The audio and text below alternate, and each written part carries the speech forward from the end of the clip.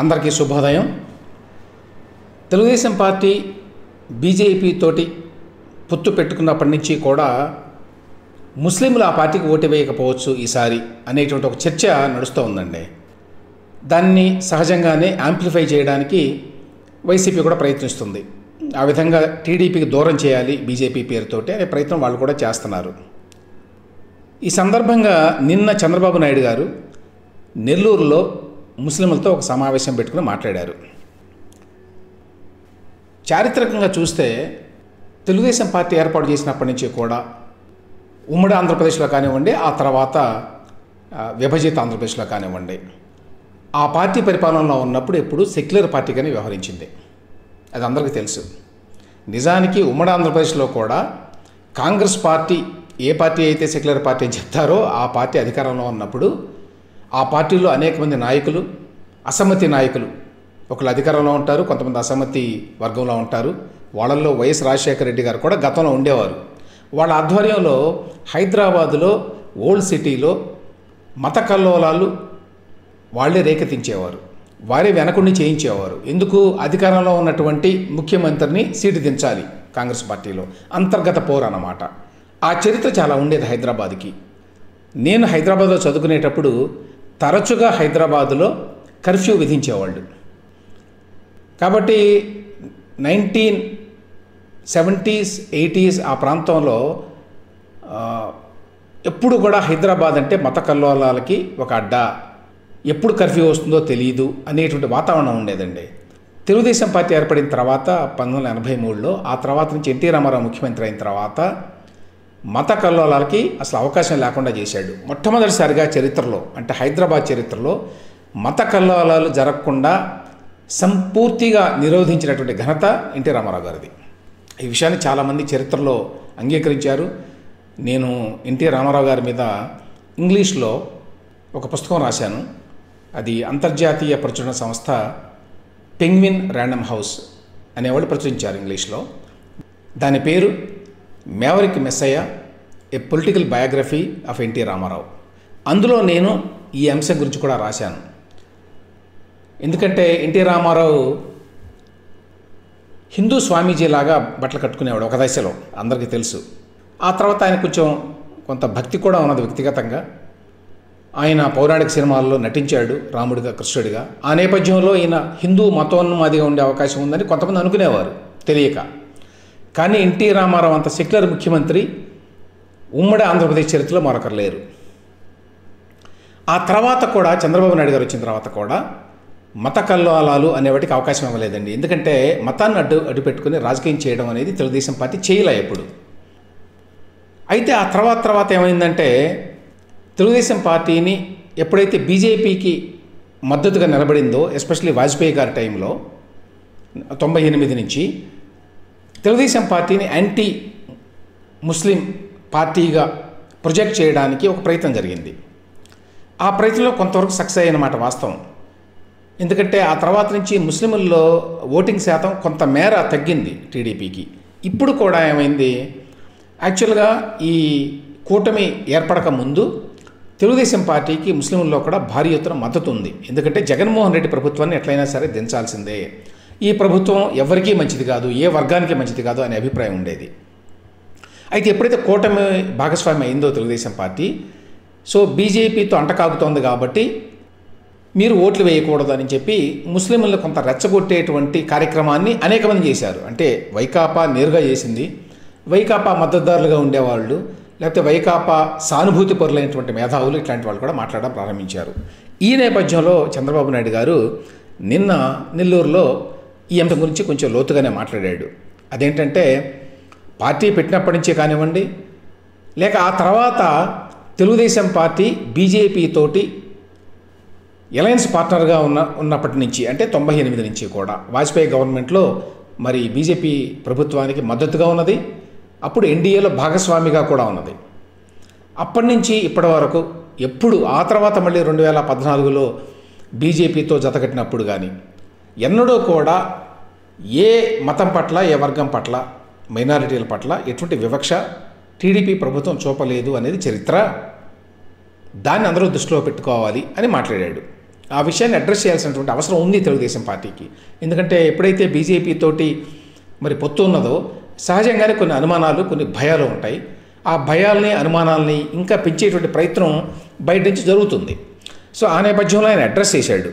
ఈ అడ్రస్ చేసినప్పుడు కొన్ని విషయాలు చెప్పాడండి. చాలామందికి తెలుసున్నది కాబట్టి ఆ విషయాల గురించి మాట్లాడుకోవాలి. అదేంటంటే హైదరాబాద్లో మొదటిసారిగా హజ్ హౌస్ అని చెప్పి కట్టిన ఘనత చంద్రబాబు నాయుడుదే. అంటే ముస్లింలు అందరూ కూడా హజ్ యాత్ర చేస్తారు, మక్కాకి వెళ్తారు. అంటే ఒక తీర్థయాత్రగా వెళ్ళడం అనేది చాలామందికి ఆ కోరిక ఉంటుంది ముస్లింలకి. సో హజ్ యాత్రకు వెళ్ళడానికి తగిన ఏర్పాట్లు ఉండేవి కాదు అప్పట్లో. సో హజ్ హౌస్ అంటే దాని ద్వారా అంటే అది అన్నిటికీ ఉపయోగపడుతుంది. ముస్లింలకు సంబంధించిన ఆర్థిక వ్యవహారాలు, పరిపాలనా వ్యవహారాలు, ఇతర వ్యవహారాలు కూడా చూడడానికి, ప్లస్ హజ్ యాత్రని కోఆర్డినేట్ చేయడానికి అన్నట్టుగా నాంపల్లిలో హైదరాబాద్లో కట్టారు 90స్లోనే. ఆ ఘనత చంద్రబాబు నాయుడుది. ఆ తర్వాత ఆయన ముఖ్యమంత్రిగా ఉన్నప్పుడు ఆనాడు ఉర్దూ యూనివర్సిటీని కూడా పెట్టారు. హైదరాబాద్లో ఉర్దూ యూనివర్సిటీ ఉంది, చాలా మంచి యూనివర్సిటీ, పెద్ద యూనివర్సిటీ. ఆ యూనివర్సిటీ ఏర్పాటు వెనక కూడా చంద్రబాబు నాయుడు గారు ఉన్నారు. ఇక ఆ తర్వాత 2014లో అధికారంలోకి వచ్చిన తర్వాత కూడా యాక్చువల్గా ముస్లింల కోసం చంద్రబాబు నాయుడు గారు చాలా చేశాడు. కాకపోతే దాన్ని సరిగ్గా చెప్పుకోవడం రాకపోవడం, లేకపోతే దానికి పబ్లిసిటీ ఇచ్చుకోలేకపోవడం లాంటి సమస్యలు ఎప్పుడూ ఉన్నాయనుకోండి తెలుగుదేశం పార్టీకి, మరీ ముఖ్యంగా చంద్రబాబు నాయుడు గారికి. మొన్న 2014లో వచ్చిన తర్వాత ఏం చేశారండి, చాలా పథకాలు కొత్తవి ప్రవేశపెట్టారు. అంటే అన్ని వర్గాలకి ప్రవేశపెట్టారు. అందులో భాగంగా దుల్హన్ అనే పథకం ప్రవేశపెట్టారు.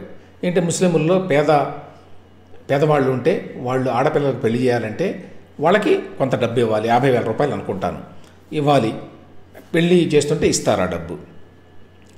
తర్వాత ఏపీలో ఉర్దూని రెండో భాషగా, అధికార భాషగా ప్రకటించారు. మిగతా వాళ్ళకి మాదిరిగానే పండగ అప్పుడు ఏదో ఒకటి ఇవ్వాలి అని చెప్పి నిర్ణయం తీసుకొని సంక్రాంతి కానుకని హిందువులకు ఇచ్చినట్టుగానే, అలాగే క్రిస్మస్ కానుక అని చెప్పి క్రిస్టియన్లకు ఇచ్చినట్టుగానే రంజాన్ తోఫా అని చెప్పి ముస్లింలకు ఇచ్చారు. ఎవ్రీ ఇయర్ ఇచ్చేవాళ్ళు, అందరూ గుర్తుండే ఉంటుంది. ఆ తర్వాత ఈ దర్గాలు, మసీదులు, ఈద్గాలు పెట్టి మరమ్మతులు కూడా చాలా డబ్బు కేటాయించారు అప్పట్లో. అంతేకాదండి, విజయవాడలో, కడపలో హజ్ హౌస్లు నిర్మించాడు. తర్వాత కర్నూలులో ఉర్దూ యూనివర్సిటీ, అబ్దుల్ హక్ అనుకుంటాను దాని పేరు, అబ్దుల్ హక్ యూనివర్సిటీ, అది ఆ తర్వాత ముందుకెళ్ళలేదు. అలాగే కడపలో కట్టినటువంటి హజ్ హౌస్కి కనీసం రోడ్డు కూడా వేయలేదు జగన్మోహన్ రెడ్డి గారు. ఇవి కాకుండా ఇమాములకి, ఈ మౌజన్లకి వాళ్ళ గౌరవ వేతనాలు అని చెప్పి ఇచ్చారు. ఏ విధంగా అయితే క్రిస్టియన్లో పాస్టర్లకు ఇచ్చారో, హిందువుల్లో పూజారులకు ఇచ్చారో అదేవిధంగా ఇచ్చారు. మసీదులు, ఈద్గాల మరమ్మతులకు నిధులు ఇచ్చారు. ఇన్ని చాలా చేశాడు. అయితే ఇప్పుడు వైసీపీ వాళ్ళ ప్రచారం ఏంటంటే, ఒకవేళ తెలుగుదేశం పార్టీ అధికారంలోకి వస్తే ముస్లింలకి 4% రిజర్వేషన్లు ఉండవు అని. యాక్చువల్గా 4% రిజర్వేషన్లు ప్రస్తుతం లేవండి. ఈ 4% రిజర్వేషన్లు తీసుకొచ్చింది వైఎస్ రాజశేఖర రెడ్డి గారు. అయితే కోర్టుకు వెళితే కోర్టు కమ్యూనల్ లైన్స్లో రిజర్వేషన్ ఇవ్వడానికి వీల్లేదు, మత ప్రాతిపదికన ఇవ్వడానికి వీల్లేదని చెప్పి దాన్ని కొట్టేసింది హైకోర్టు. అప్పుడు దాని మీద ఇప్పుడు సుప్రీంకోర్టులో ఆ కేసు ఉన్నది, నడుస్తోంది. అది ఆ కేసు ఇప్పుడు లేకపోయినా కూడా అదేదో ఉన్నట్టుగా దాన్ని తెలుగుదేశం పార్టీ అధికారంలోకి వస్తే వాళ్ళకి బీజేపీతో పొత్తుంది కాబట్టి వాటిని రద్దు చేస్తాడు చంద్రబాబు నాయుడు గారు అన్నట్టుగా ఒక ప్రచారం చేస్తుంటే దాని గురించి కూడా కొంత వివరించాడు ఆయన. అది యాక్చువల్గా సుప్రీంకోర్టులో ఉన్నది. సుప్రీంకోర్టులో దానికి మంచి లాయర్లను పెట్టి వాదించాలి. ఇప్పటికిప్పుడు ఎవరూ చేయడానికి ఏమీ లేదు అనే విషయం. వీటన్నిటితో పాటుగా ఇంకొక పెద్ద ప్రకటన చేశాడు. ఏంటి ఆ ప్రకటన?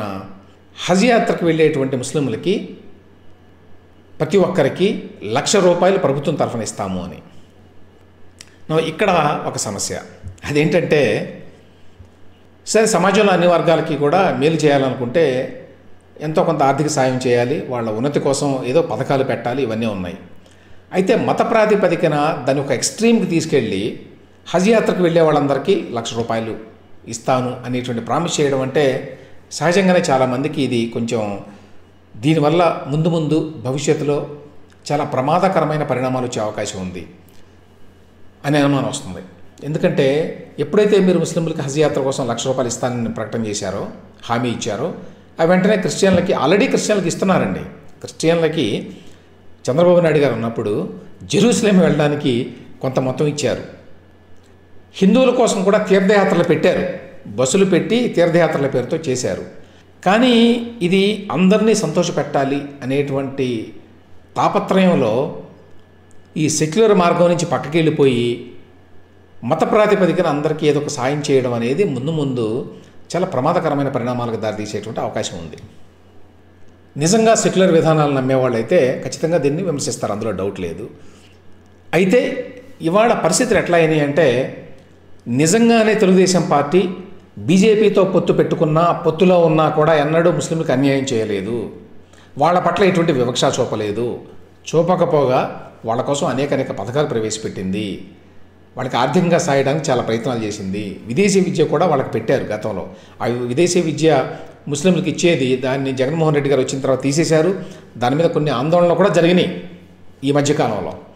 ఇన్ని చేసినప్పటికీ కూడా చివరికి మత ప్రాతిపదికనే ఓటు వేయడానికి ఆయా వర్గాలు మరి వాళ్ళు ఆ రకమైన యాటిట్యూడ్ చూపిస్తున్నారు అనేది ఇవాళ రాజకీయ నాయకులు గ్రహించారండి. మీరు ఎన్నైనా చేయండి, ఎన్ని మంచి పనులైనా చేయండి, చివరికి మత ప్రాతిపదికన మత సెంటిమెంట్లను గౌరవిస్తేనే ఓట్లేస్తాము అనేటువంటి ధోరణి వాళ్ళ పెరిగిపోయింది ప్రతి వర్గంలో. దానివల్ల వాళ్ళ రాజకీయ నాయకులు ఇటువంటి మరి ప్రామిసెస్ చేస్తున్నారు. హజ్ యాత్రకి ₹1,00,000 ఇస్తాను అని, లేక హిందువులకి తీర్థయాత్రలకి డబ్బులు ఇస్తాము అని, లేకపోతే క్రిస్టియన్లకి జెరూసలేం వెళ్ళడానికి మేము డబ్బు సాయం చేస్తాము అని. ఇది మంచిది కాదు. కానీ ఇవాళ తప్పదు ఇది అనేటువంటి ఒక నిర్ణయానికి అన్ని పార్టీలు వచ్చినాయి. అందులో భాగంగానే మరి ఇవాళ చంద్రబాబు నాయుడు గారు ఇటువంటి హామీలన్నీ ఇచ్చాడు. ఆయన చాలా చెప్పాడు ముస్లింలకు ఎన్ని చేస్తున్నాం ఏమిటి అనేది. కానీ వాటన్నిటికంటే కూడా హజ్ యాత్రకి ₹1,00,000 ఇస్తాను అనే మాట ఎక్కువ మందికి వెళుతుంది దురదృష్టవశాత్తు. ప్రజలు వాళ్ళ వైఖరిని మార్చుకోకపోతే సహజంగానే రాజకీయ నాయకులు ప్రజలు ఏం కోరుకుంటున్నారో, ఆయా వర్గాలు ఏం కోరుకుంటున్నాయో ఆ ప్రకారం వెళ్తాయండి. అందువల్ల ఇవాళ చంద్రబాబు నాయుడిని విమర్శించడం చాలా ఈజీ. హజ్ యాత్రకు ₹1,00,000 ఇవ్వడం ఏంటి? ఈ విధంగా మైనారిటీ అపీజ్మెంట్ అంటారు కదా, ఈ మైనారిటీ అపీజ్మెంట్ ఇట్లా చేయడం వల్ల ముందు ప్రతి వర్గానికి ఈ విధంగా అప్పీల్ చేయడానికి ఏదో ఒకటి ఇవ్వాలి. ఆ తర్వాత ఇవన్నీ కూడా చాలా ముడులు పడతాయి, చాలా సంక్లిష్టమైపోతాయి ఈ సమస్యలన్నీ. సో ఏ ముస్లింకి అన్యాయం చేయం అనేటువంటి మెసేజ్ ఇవ్వడానికి ఆయన ప్రయత్నం చేశాడు. ఆ ప్రయత్నంలో భాగంగా కొన్ని సాప్స్ అంటారు కదా, కొన్ని వాగ్దానాలు చాలా చేశాడు ముస్లింలకి. అయినా ఇప్పటికీ తెలుగుదేశం పార్టీ కొంత అనుమానం ఉంది, ముస్లింలు ఈసారి బీజేపీతో పొత్తు పెట్టుకోవడం వల్ల ఓట్లు వేయరేమో మాకు. ఆ అనుమానంతోనే ఆయన ఈ రకమైన ప్రామిసులు చేశాడు. వీటిని అమలు చేయటం ఎంతవరకు సాధ్యం అనేది ఒక అంశంగా అయితే, రెండవది అసలు ఇటువంటి ప్రామిసులు చేయటం మంచిదా కాదా అనేది రెండో అంశం. అయితే వీటన్నిటికంటే ఇంపార్టెంట్ పాయింట్ ఏమిటంటే, ఈ రకమైన ప్రామిసులు చేయాల్సిన పరిస్థితి రాజకీయ నాయకులు కల్పిస్తుంది ఎవరు? ప్రజలే, ఆయా వర్గాలే.